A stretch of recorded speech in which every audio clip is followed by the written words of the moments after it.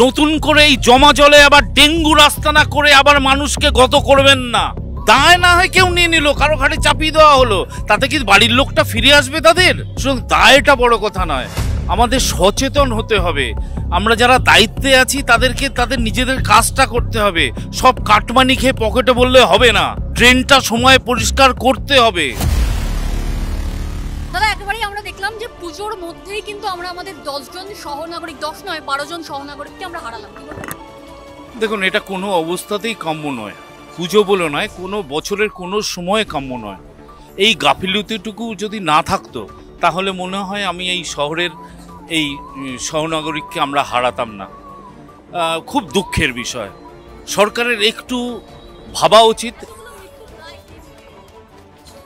দেখুন, মৃত্যুর দায় কে নেবে সেটা পরের কথা, কিন্তু যে মৃত্যুটা হয়ে গেল সেটার কেন কেন দায় না হয় কেউ নিয়ে নিল, কারো ঘাড়ে চাপিয়ে দেওয়া হলো, তাতে কি বাড়ির লোকটা ফিরে আসবে? তাদের যে অভাব যে বাড়িতে হলো, যে মানুষটার গত হলেন, সেই মানুষটা তো আর ফিরে আসবে না যদি কারোর কেউ দায় নেয়।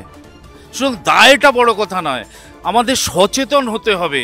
আমরা যারা দায়িত্বে আছি তাদেরকে তাদের নিজেদের কাজটা করতে হবে। সব কাটমানি খেয়ে পকেটে বললে হবে না, ড্রেনটা সময় পরিষ্কার করতে হবে। ডিজাস্টারের জন্য একটা প্রস্তুতি থাকতে হবে সব সময়। বলছেন যে পৌরসভা একেবারে প্রস্তুত, কিন্তু বাইরে থেকে জল ঢুকছে। দেখুন, দিদিও তো বলেছেন 99% কলকাতা শহর ঠিক হয়ে গেছে, 1% বাকি, তিনি 26-এ ঠিক করে দেবেন ডিসেম্বরের মধ্যে। মহানাগরিক আমাদের বলছেন যে সব ঠিক আছে, তা ঠিকের নমুনা কি এই?